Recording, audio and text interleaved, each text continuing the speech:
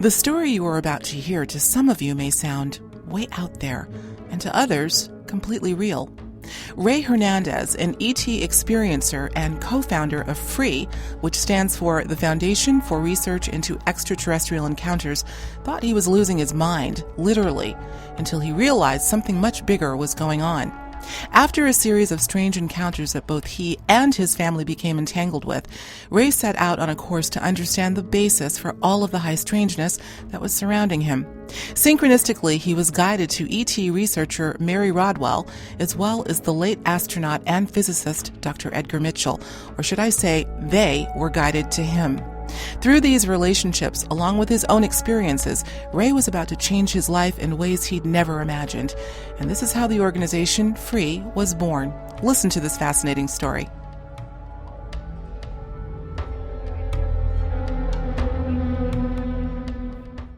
Listeners of Higher Journeys Radio know that my covering the UFO and ET phenomenon has become somewhat of a centerpiece for our show. I can't emphasize how much this subject has grown in interest, and I have to say at this point, it is one of the, if not the most popular subjects we've discussed today. Well, I've heard from many of you who have specifically requested that I bring on a member of FREE, also known as the Edgar Mitchell Foundation for Research into Extraterrestrial Encounters, and yes, that is a mouthful, to discuss their groundbreaking work in this field. They're doing some incredible things.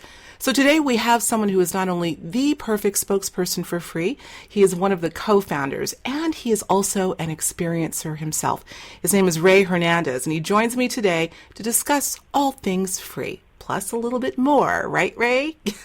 Most certainly. Thank you, Alex. Awesome. So excited to have you here. And obviously we have a mutual acquaintance, colleague, and friend, Ms. Mary Rodwell, who endorsed you wholeheartedly. So I'm so glad you're here. Well, you know, as one of the initial co-founders for FREE, you've been such a fierce advocate and spokesperson for the pioneering work that your organization is doing to break what I would say, the proverbial glass ceiling of limits when it comes to the stigma surrounding this phenomenon. And I know you like to keep the conversation focused on what FREE is doing, and we're going to do a lot of that. But first, if you would indulge us, because I know this is a great story, could you please tell us about your own personal journey as an experiencer, and maybe of your family as well? Certainly. My family was involved with many of my experiences. The initial experience that my wife and I had was in March 4th, 2012, so it wasn't a long time ago. Previous to that date, I was an agnostic at best in terms of belief in a creator. I had no interest whatsoever about UFOs, the paranormal, energy healing, any of those topics. Everyone involved in those topic areas were all goofballs. You know? So I was like a typical, normal, ignorant person when it comes to these things. Mm. And then what happened was the day before, on March the 3rd, our 16-year-old Jack Russell Terrier, her name is Nena, and which means little girl in Spanish. Mm. She had first of all, she was very, very ill for about a year. She was taking diuretics to flush out the excess water in her body. She was taking Viagra for her heart. Mm. She had severe arthritis. She was walking very, very gingerly. And we just couldn't put her to sleep because, you know, she was our family member. And so we were trying to keep her quality of life as best as we could. And then on a Saturday night, she became totally paralyzed.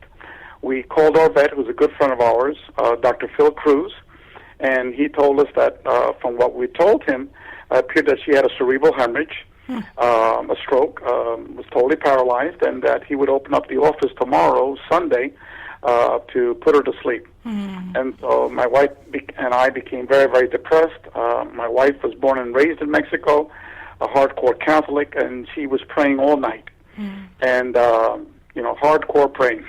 Yeah.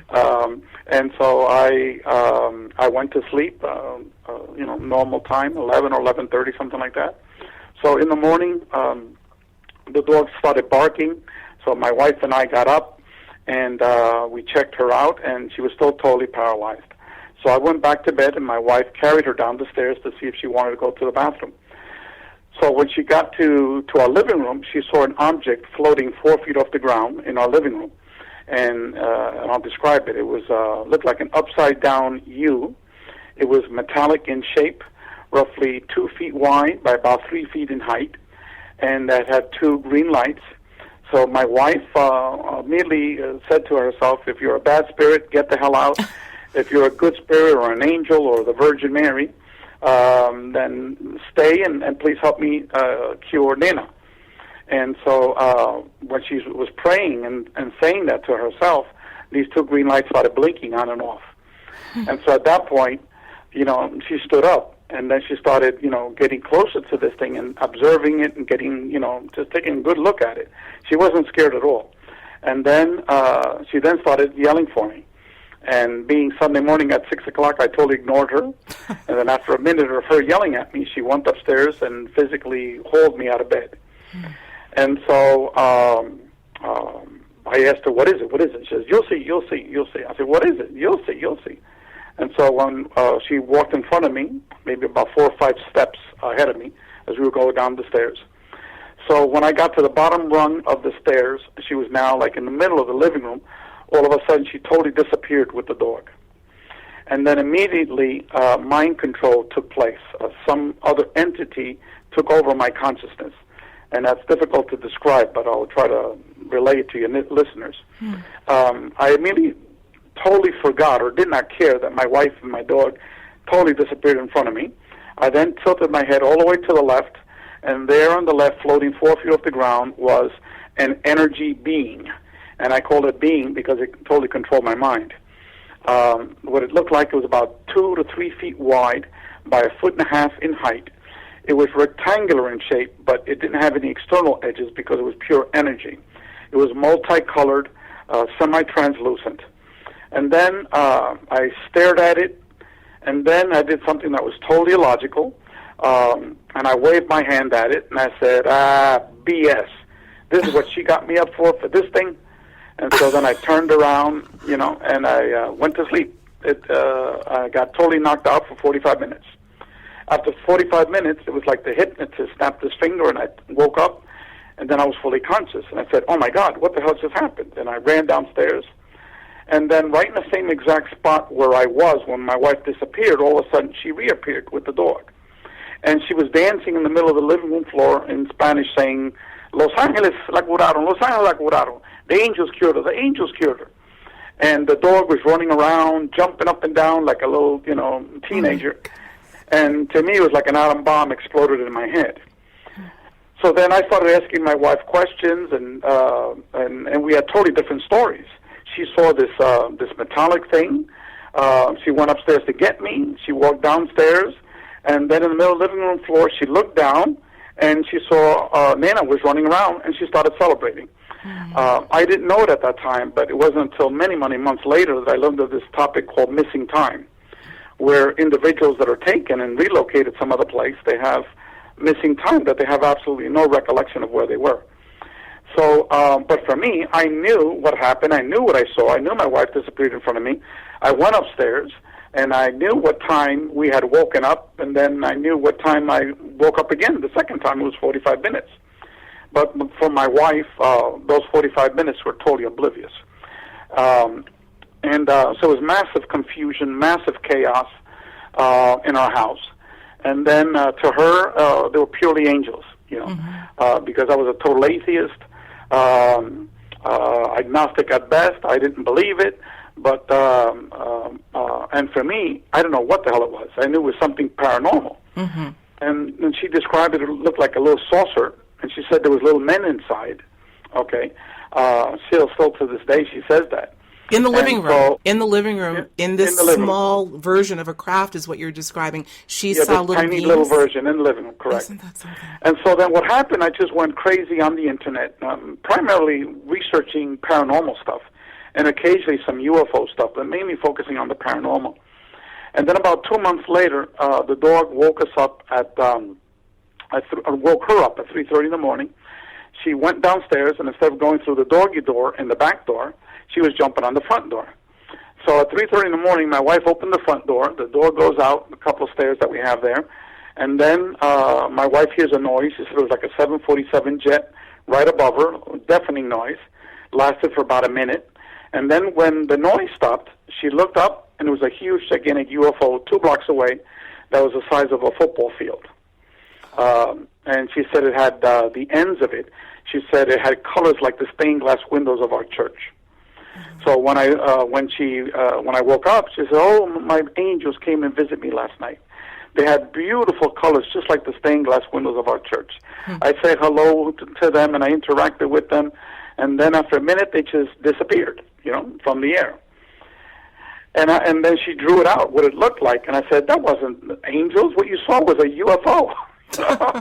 She goes, "That's because you're totally ignorant. You're a total atheist, You wouldn't understand, and so then I had my first picture that this was, UFO related. Mm-hmm. And then she went to Mexico like a month and a half later, and she stayed there a month. And there she had numerous episodes with both seeing UFOs, calling down UFOs, these 3 tall, human-looking beings dressed in white monk's robe, floated in front of her for like a minute and then disappeared, and they were 15 feet away from her. One UFO that she called stopped airport traffic over Veracruz Airport. It was fully documented in the news and the next day's newspaper. Mm-hmm. They had video of it. They had pictures of it, many stories on it. But she never told anyone that she called it down. And then another sighting that was seen by her family members, that she had called down this craft to appear. And it didn't appear at 9 o'clock. It appeared at 9:30. And 8 family members saw this thing. It flew down, beamed down a blue light. For about a minute, the blue light descended, and the craft took off. And so all this crazy stuff was happening in Mexico, including the sighting of these humanoid beings. They weren't humanoid. They were human beings, except they were tall. They were like 8 feet tall, dressed in white monk's robes. Yeah. And then when she came back from Mexico, she didn't tell me anything. And then I'm an attorney, and so this friend of mine called me that he had gotten all these parking tickets. And I said, what you need to do is you need to consolidate all these tickets. You go to court one time. And I said, once you have the tickets, you let me know, and I'll do a motion to consolidate. So he calls me, "Ray, I got the tickets." And this is about 9:30 at night. Mm-hmm. About 9 o'clock, he tells me. So I said, "Where you at?" He says, "Oh, I'm very close by." I said, "Okay, I'll wait for you outside." So he says, "Give me the tickets, and I'll go back in." So I'm waiting outside, waiting for my friend to come. And then I remembered the night before I had seen this man, his name is Prophet Yahweh. In the middle of the daylight, he called down these UFO crafts. And as this little tiny dot would appear in the sky, and he would videotape it. So I remembered I had seen that video the day before, and I said, what the hell, let's give it a try, Mm-hmm. But it wasn't pre-planned or anything, and there really wasn't much intention behind it when I first started. But then after I got into it, I became very serious about calling down this craft. And I was like, I want to see you, the beautiful angelic craft that my wife saw. She describes you as angels. I describe you as modern angels. You came down and you healed our beloved Nena. I want to personally thank you for it. You came by and you interacted with my wife. I want to be able to do the same thing with you, et cetera, et cetera. And then I would turn around and look in the sky and nothing, okay? Mm-hmm. So I did that for 15 minutes. And then after 15 minutes, I said to myself, I'm going crazy here. I'm calling down a UFO craft. I'm going nuts. What am I doing? Right. What am I doing? I'm really going, as Mary says, down the rabbit hole, Mary Rodwell. Mm-hmm. And so Dad said, I need to stop this cold turkey because I'm going insane. So immediately I look up, and there's a big, gigantic football stadium, not football field, football stadium-sized UFO, 100 meters tall by 600 meters going back. I could have sworn the end of it went over a 6-lane highway that was literally 30 feet away from me. The bottom of the craft was, I would say, 5 feet from the roof of my next-door neighbor's house. And it wasn't fully materialized. What it was comprised was thousands and thousands of oblong streaks of light that formed the whole shell of the craft. So you could clearly see what it was. And then inside the craft was all this white plasma just floating around, all this white energy. Everything was white, pure white. unlike what I saw in my living room. My living room was multicolored. And then all of a sudden I heard a voice in my head, Daddy, you and Mommy have seen UFOs. Next time you guys see a UFO, you call me. All right, Daddy. Don't forget. Daddy? And so it was my daughter's voice. Oh, okay. And so my daughter never told me that, okay? Now, the last thing a rational person would do, my daughter had just turned 10 years old, okay? So the last thing you would do is to bring your daughter outside to see this monstrous, gigantic craft that was literally a stone's throw away, 30 feet away from you, okay? But no, in my head, it was total mind control took place there too. In my head, it was like, my daughter wants to see a UFO. My daughter wants to see a UFO. So I run outside, and I live in a cul-de-sac. There's only 3 houses on that block.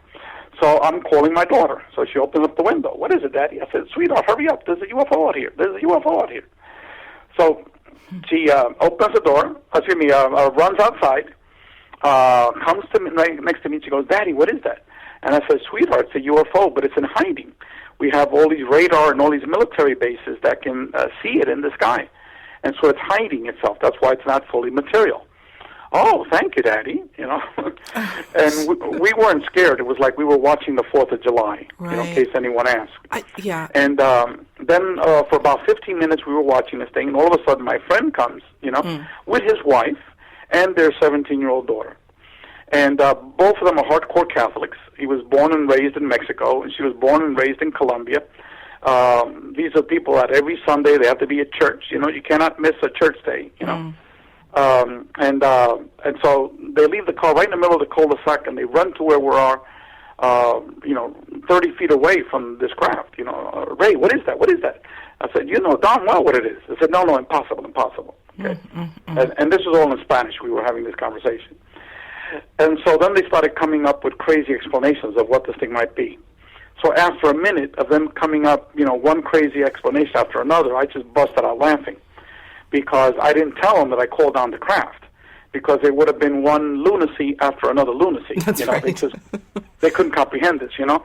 And so I just started laughing. And so in my head, I told these ETs, these entities, I said, you better come up with some better shit than this because they don't believe you, you know? Now, all of a sudden, that light pattern instantaneously stopped. They were replaced by thousands and thousands of stars that were like 10 times the size of Venus, each of these stars. All of them were blinking like 2 or 3 times a second, powering on and off, on and off, on and off, on and off. And then certain stars in certain quadrants would power up to become huge and power down. Then power up and then to power down. It was like maybe 5 or 6 stars in separate quadrants. And they would take turns, like this quadrant and that quadrant and that quadrant, like that. So beyond a shadow of a doubt, everyone knew, you know, that this was a UFO. Okay? Oh, my goodness. It was totally non-human. Yeah. So then our neighbors next door turned on the light, and so you had 5 people looking on top of their roof. And they were literally like 20 feet away from us because we were right outside their window, you know, in the cul-de-sac. And so it didn't even bother, you know, again, there was no logic. It was total mind control. Logically, I would have knocked on their door and said, Pablo, look what the hell's on top of your house. No, that didn't take place. Or they would be seeing 5 people looking right up at their roof, just staring nonstop. You know, what the hell's going on? Is my roof on fire? You know, what are you guys doing there? You know, and he's a very good friend of ours, you know. That never took place. Everyone had cell phones except for my daughter, my 10-year-old. Everyone, including the teenager that she had a cell phone in her hand the whole time. Didn't even lift her hand, okay? Normal thing to do would be to take a picture. No. Okay? They didn't take a picture. Yeah. I want to interject something because there's so many dimensions literally to this particular encounter. Now, you've said a couple of times, Ray, that you feel that mind control was being perpetrated on the witnesses. How do you feel that? Are you just sort of deriving that by their reaction? No. It continues with actual facts. Okay, go ahead. 10 minutes after it changed the stars, my friends go, oh, we got to leave. We got things to do. Okay? Now, is that logical? No, of course not. None of the reactions that you're talking about are logical from them. It's logical, okay?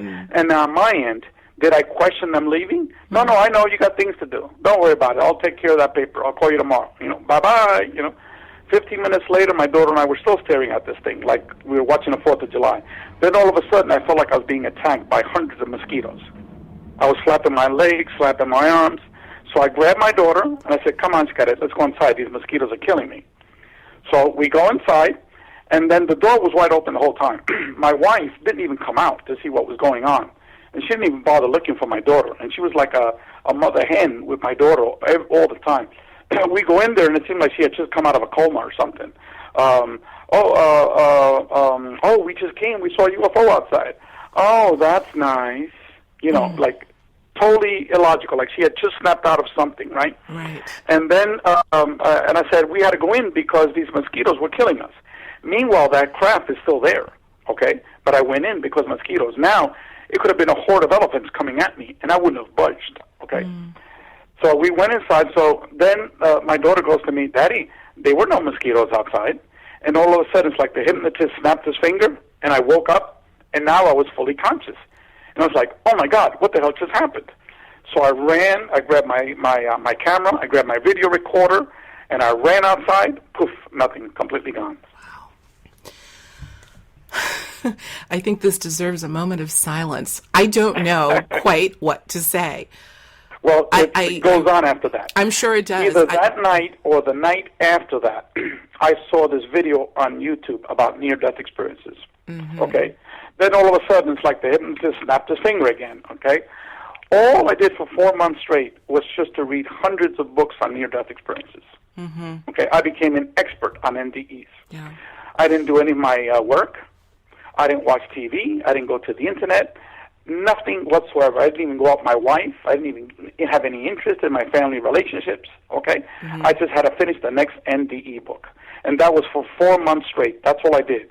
My wife was like literally leaving me because she thought I was going insane. All the time she was telling me I have to go to a psychiatrist. I need to get medications. I'm going crazy. I'm not right. And she was correct. You know, I was a nut job, okay?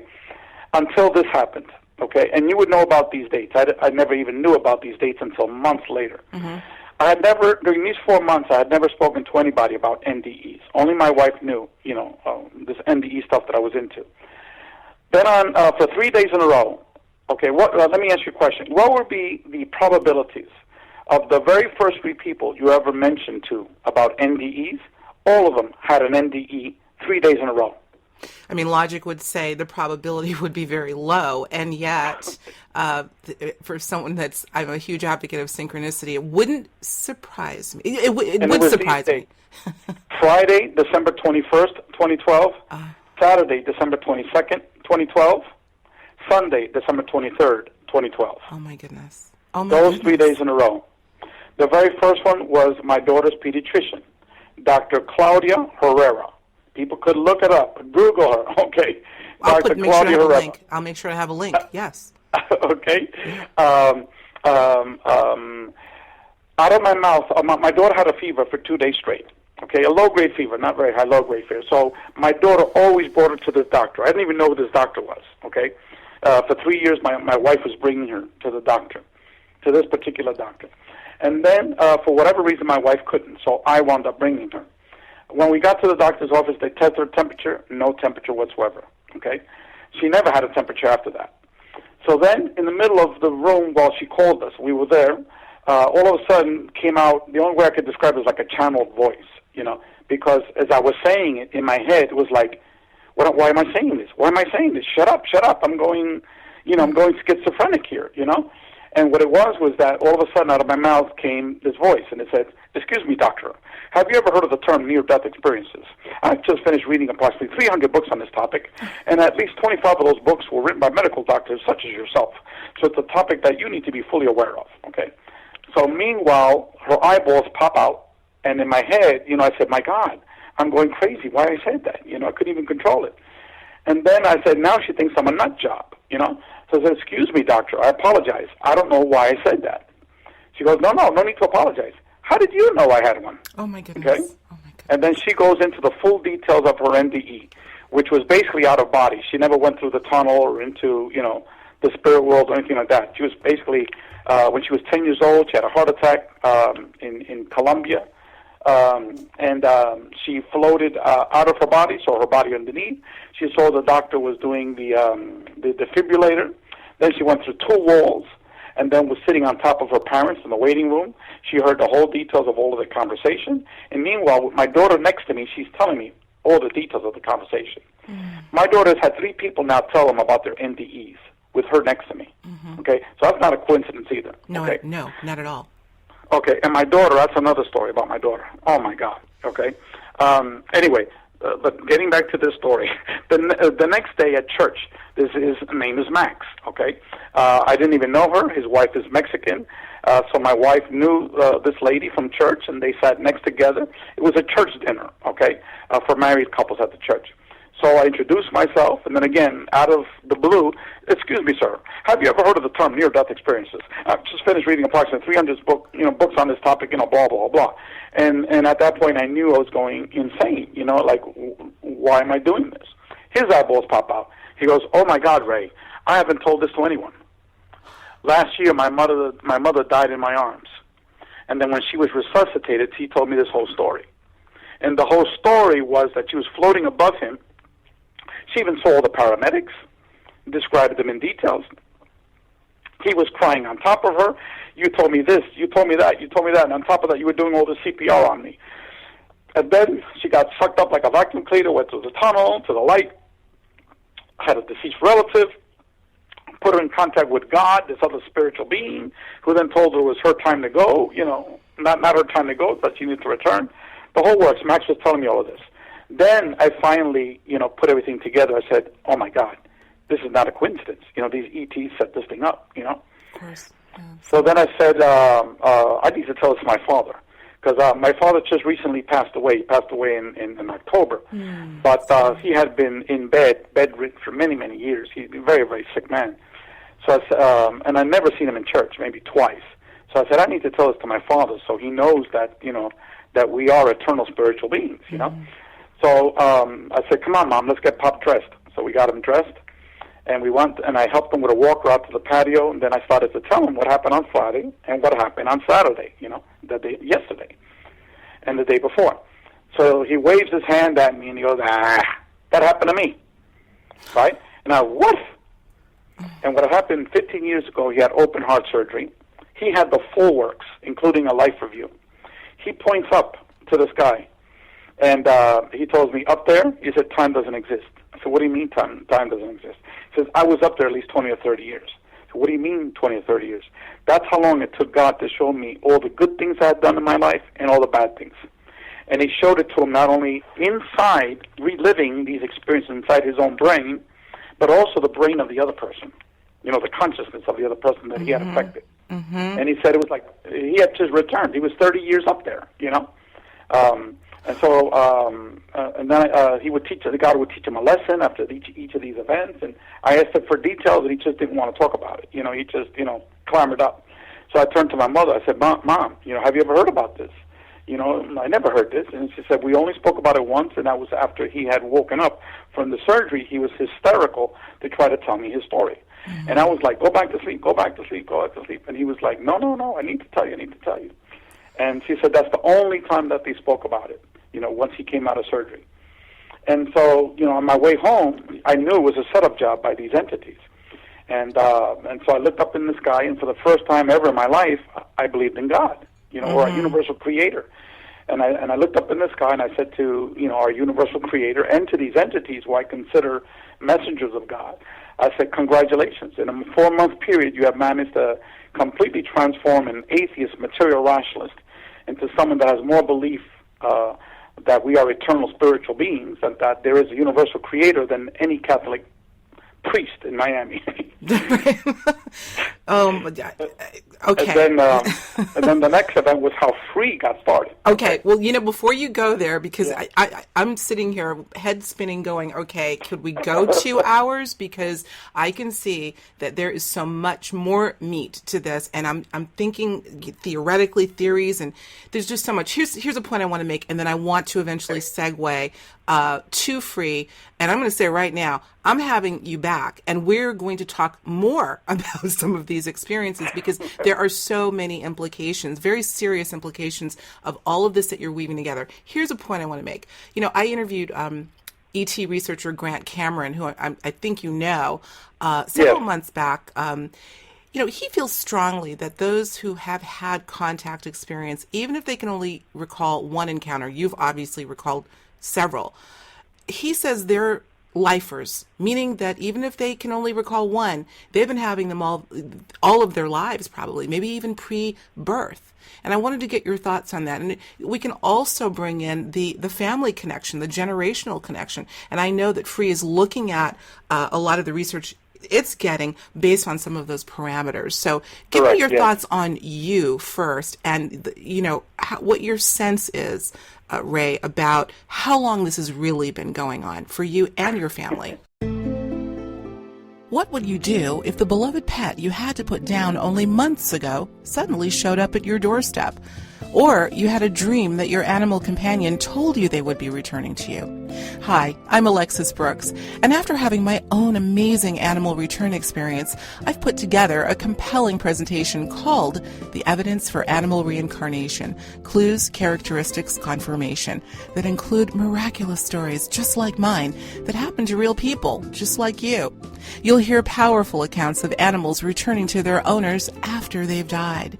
You'll find out if you can actually encourage your lost pet to return to you and ways to learn whether they already have.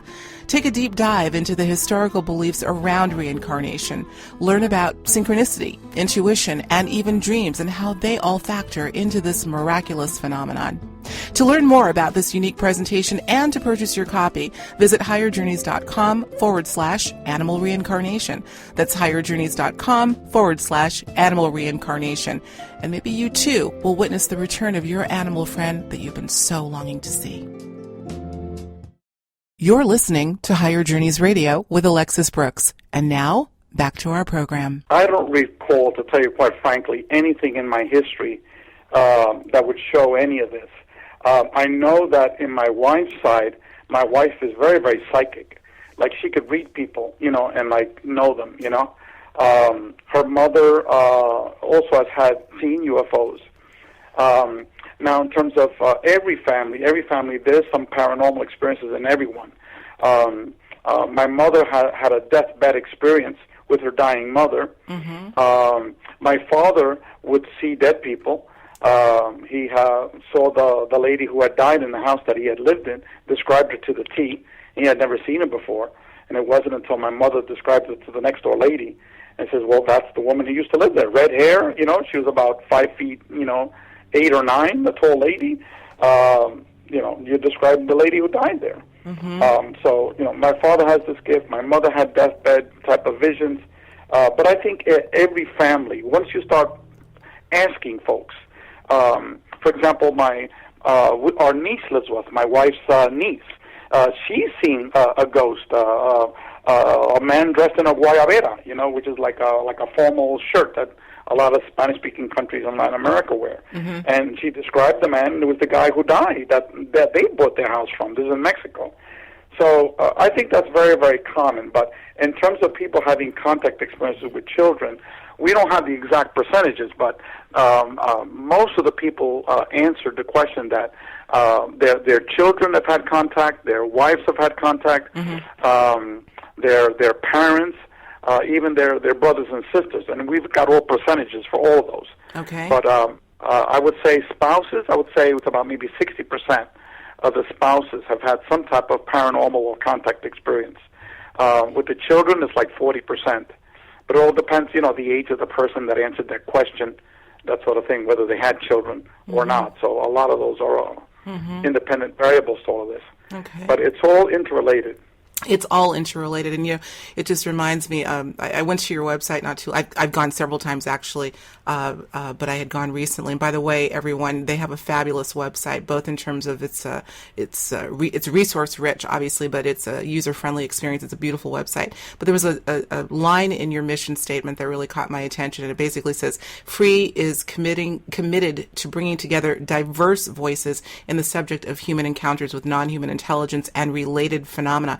And those two things were key for me, right? Diverse voices, and I don't mean culturally diverse, but including that, but diverse in all of the ways these experiences are distilled or experienced themselves, and related phenomena. That's also key. Want to get into that in terms of we're talking about, just in your story alone, we're talking about a literal repository of types of encounters, not just with your what we'll call classical UFO sightings, but diverse in that way. Not just the gray beings or the ones that have been depicted in film, let's say, as being the species. There are there's diversity in that, including the energy beings, but also in other spiritual experiences, including near-death experiences, out-of-body experiences, past lives,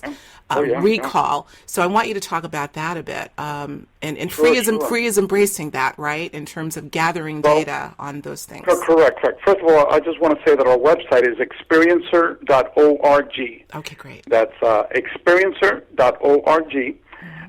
We are conducting the first ever comprehensive academic research study of individuals that have had UFO-related contact experiences and its related paranormal experiences as well. No one has ever done this. We're doing it both quantitatively and qualitatively. Mm-hmm. And now the reason for that was because I have an academic background. I went to Cornell for a master's. I went to UC Berkeley for a PhD. And now I'm an attorney. So when these experiences happened to me, I went to the internet, and the internet was just full of garbage. And I said, there's no answers here. Everyone's an expert. Everyone has the answer, and they're all contradicting each other, And so then I turned to see what has been written academically about this, because of my background. And what I found out that there was almost nothing. Nothing has been written academically about this experience. There have been academics that have written about the phenomenon, but never in a formal, academically structured study. And so what we decided to do is we got a whole bunch of retired academics, professors, and also people that have been in the field for each of them for more than 30 years. People like Mary Rodwell, like Rosemary Allen Guiley that you mentioned, mm-hmm. Kathleen Marden, Giorgio Piacenza, and others. Leo Sprinkle, he started researching this phenomenon in the early 60s, Dr. Leo Sprinkle, and many, many other folks. So, and so we have the data from Phase 1 and Phase 2 in the English language. It's available for everyone on our website. So we don't hoard the data. It's all publicly available for everyone on our website. Mm-hmm. Now, what we discovered, you had mentioned several topic areas there. We discovered that 80% of experiencers had out-of-body experiences. A huge number, 80%. Near-death experiences, 36% had near-death experiences.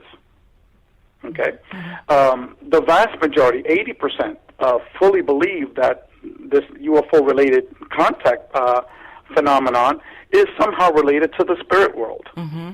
Mm-hmm. The vast majority of these people have had past life visions or experiences. Like 80% of them believe in reincarnation. Like 80% of them believe, that the ETs are somehow associated with the spirit world. Numerous other type of spiritual-related type of questions. Now, the focus that we're taking, we're not a ufology organization. We are not nuts and bolts. Okay, we don't want to do research to take, Geiger counter readings and that sort of stuff, because that's just, in my opinion, a waste of time. All the valuable, the gold nuggets is with the experiencer.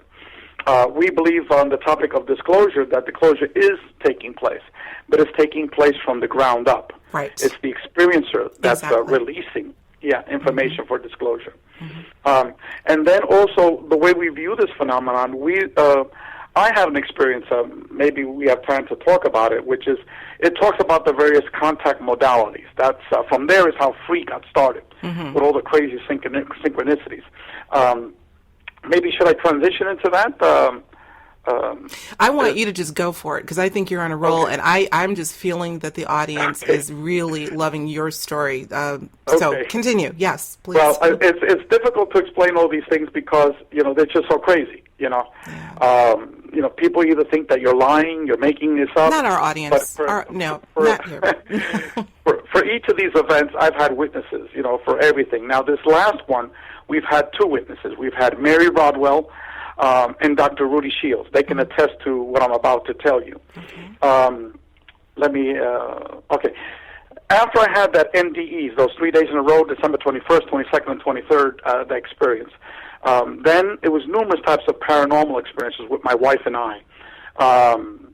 There was one experience where all of a sudden my wife, this being took over her, and she started talking about if humanity doesn't change their ways, humans, millions of people are going to die, and we'll be living like this, like Native Americans. She said we're not going to be needing doctors. We're going to be eating berries and fruits. We're going to be living in communes, but yet it's going to be a cleansing. It's going to be a purging, But it was like she didn't even remember after it happened. After she said it, she went straight to sleep. She had no memory of it. She was like another person. For 15 minutes, she started, talking about if humanity doesn't change its ways, in terms of protecting nature, taking care of nature. She just went on and on and on. And my wife is not that type of a person. First of all, she has no internet. She's not into, the ET stuff at all, the paranormal stuff, the new energy stuff, none of these things, none whatsoever, And it was like this other person just possessed her. So anyway, we had lots of those types of experiences, just crazy stuff for about 6 months. And then, talking about Grant Cameron, we went to our first ever UFO conference in Sebring, Florida. This is the first week of May, and Grant was there, and he heard our story, and so he gave me the telephone number of Chris Bledsoe, who's an experiencer, and he also had a healing of Crohn's disease. He was taken for 7 hours, and when he was returned, he was completely healed of Crohn's disease. And so that's how I got to meet Grant, because he heard our story.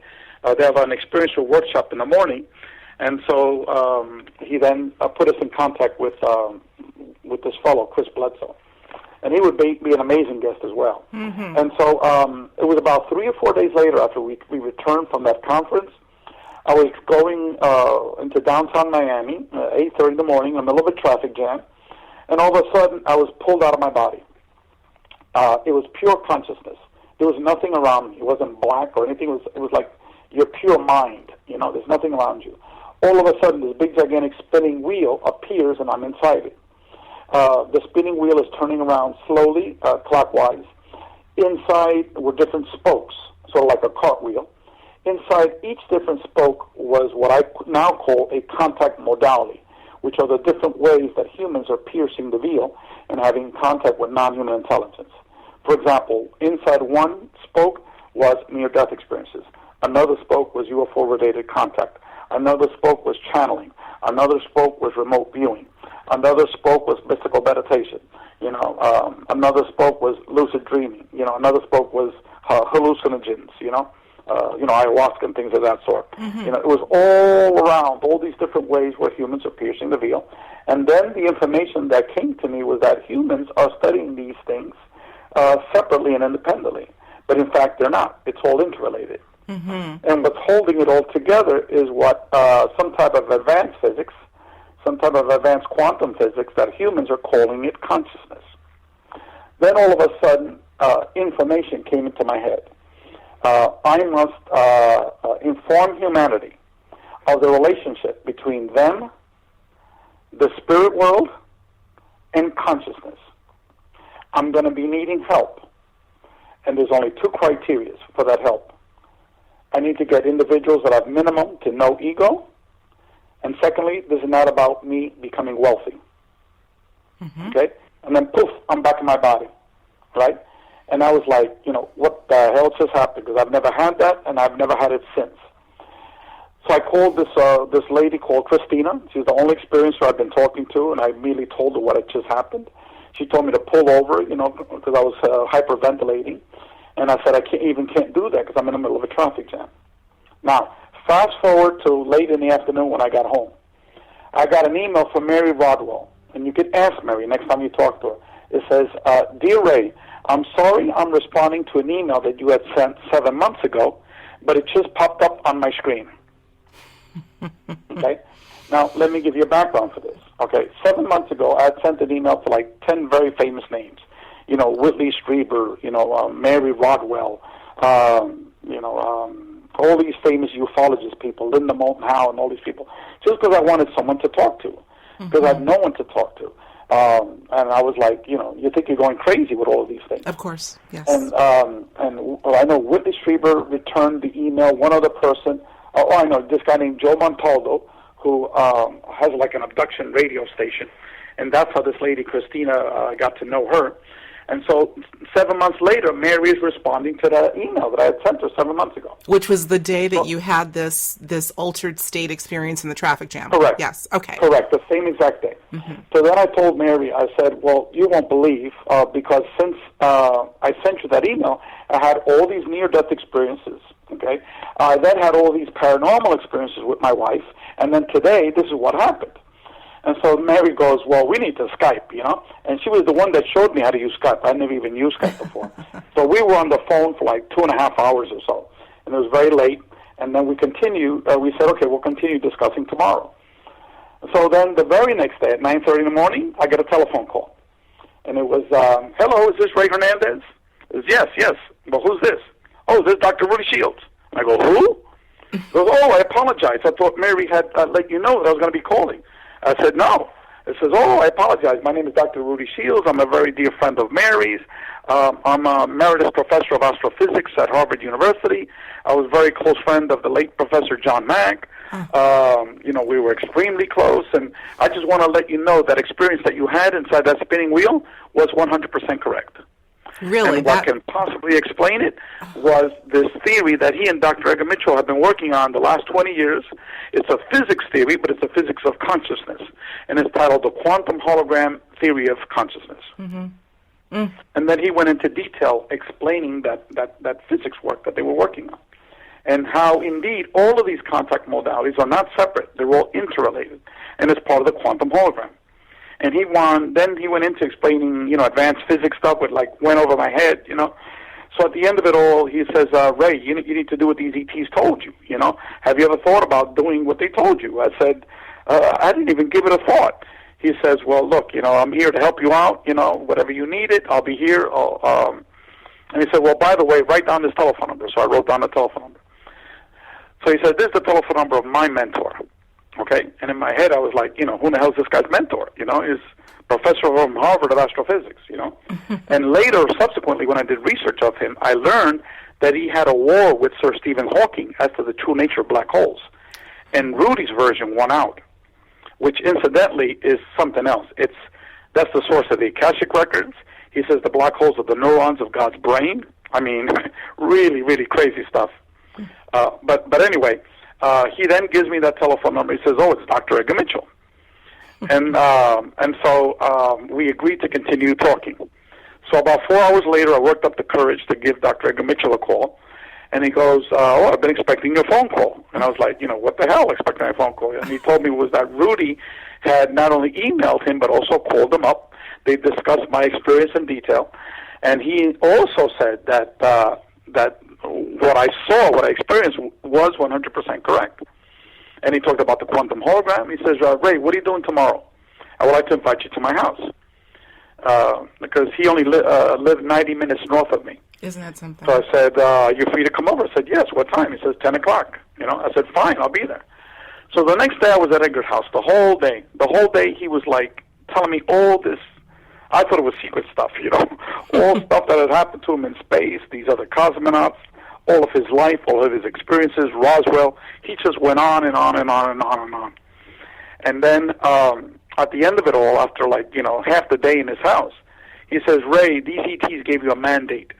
And I was like, a mandate? Is he nuts too, He says, yeah, they gave you a mandate, And he says that Rudy and I already discussed it, okay? What you need to do is you need to form an organization to inform the world of your experience and the mission that these ETs gave you. And Rudy and I will be your scientific advisors. And I said, but Edgar, I have no idea what I'm going to be doing. He says, don't worry, it'll come to you. it always comes to you. Okay? You know, he was speaking in these cryptic responses, you know, and I'm like, and so later on, I called Mary and I said, look, Mary, you won't even believe what just happened, you know, over these, 2 or 3 days. These two geniuses of geniuses want to form an organization, and they even talked about inviting you to join them, you know. Would you like to join us, you know? We have no idea what the hell we're doing. We have no name, no mission, no nothing. And so Mary said, of course, you know. And so that's how Free got started. It was off of these entities playing it all out, okay? They put everything in front of us. In traffic in Miami is when you got the heads up, and it played Correct. out like a completely well-orchestrated piece. I just... Have you ever told this story in this way before? Or am I getting the exclusive? Well, I've told it to a few folks, but what it is I don't talk too much about it because it's such a crazy story. It's important to tell, though. I'm so delighted, Yeah. and I hope our audience is as well. I'm sure they will be. And how this whole thing was and is a massive synchronicity. I have another question I want to ask you.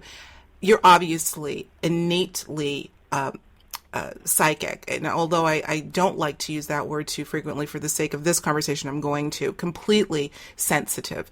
And I have no doubt that goes back probably lifetimes for you. So I'm going to ask you this, Ray. Have you heard from Edgar Mitchell since he's crossed over in any way, do you feel? Oh, goodness. Do you know this lady named Carol Rosen? I know the name. I do. Okay. She was a good friend of Edgar. And so what had happened was I saw Edgar, it was like a week before he passed away. I visited him in the hospital, and as a matter of fact, we talked about near-death experiences. I was holding his hand the whole time and just basically transitioning him, to the next stage. And so Carol was a dear friend of hers, and she was using me to try to, for me to keep her informed regarding Edgar. Because I would always tell her when I visited him, I've been at Edgar's house numerous times, and so I would always tell her, how he looked, and what it was, he was deteriorating, very rapidly. Mm-hmm. So we had that type of an intimate conversation with her. And so we were comparing notes as a few days after Edgar had passed away. And I told her that this particular night, at this time, my computer just, stopped working. And it was completely dead. And that for 2 days I was trying to fix it. And nothing. So I wound up buying a new laptop. And then on the fourth day, it miraculously worked again, just out of the blue, and I returned the laptop. And so she says, Ray, this did occur on this day?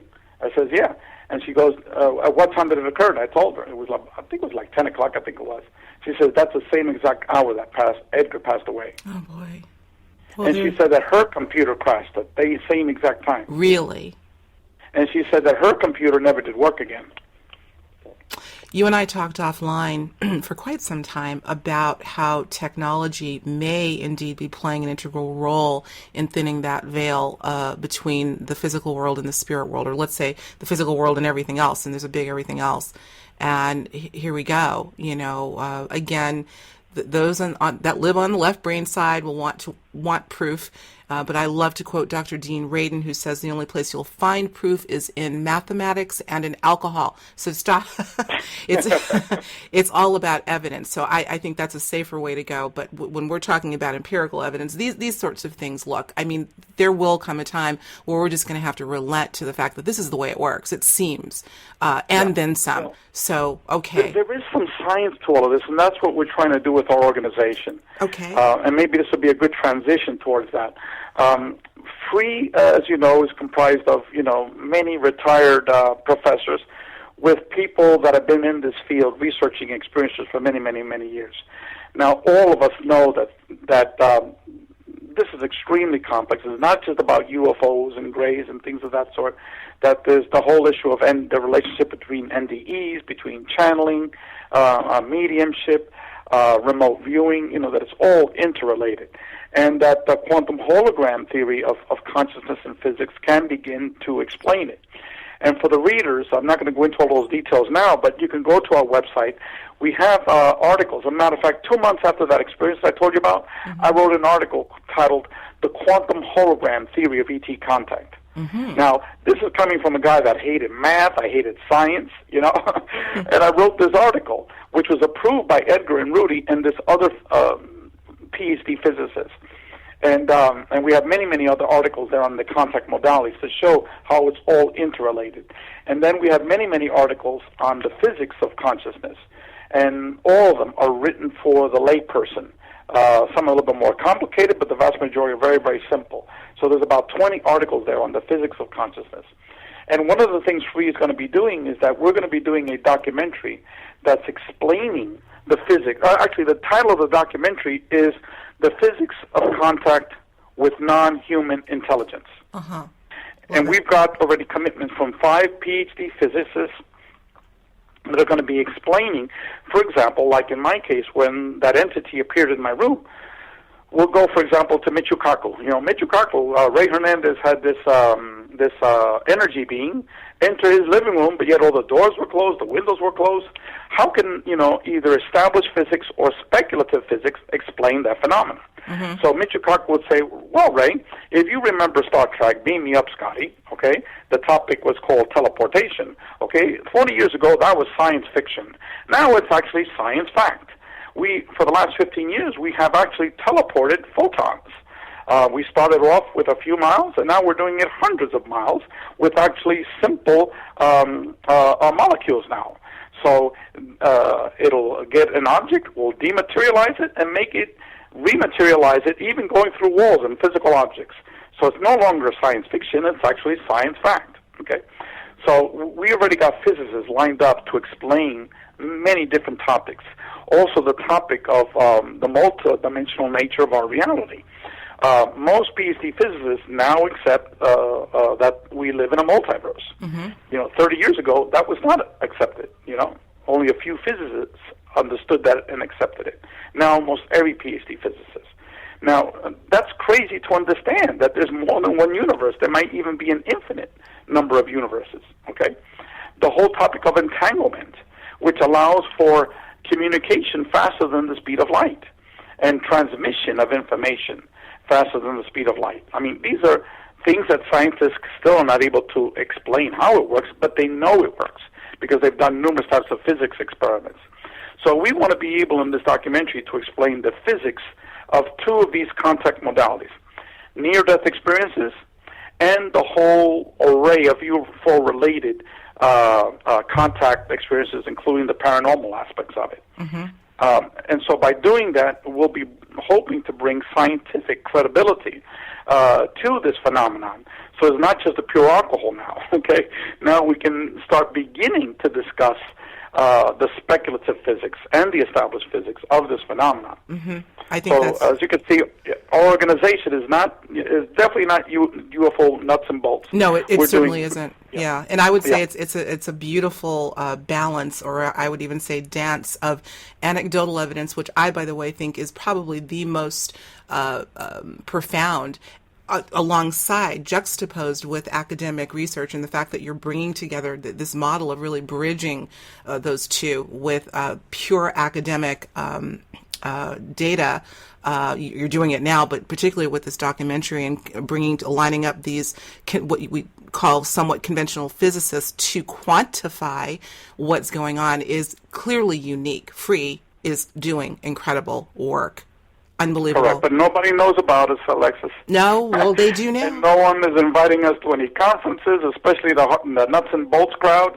That's going to change. Edgar, before he passed away, he sent a letter to these major conference organizers. I won't list the names, but you can take a guess of who they might be. It was about 5 of these major conferences, and not one of them was interested in inviting any of our PhD professors that are now retired to give a lecture about what Free is doing. Interesting. Well, I wouldn't worry too much about that. And you listen, audience, you've heard Ray say on the record what's going on. Although I do think that's changing drastically. There is momentum, at least from my purview, that's growing for free. But now, audience, that you've heard him really make that plea, let's help to make free bigger and better and more integral in, what we call the D word, disclosure.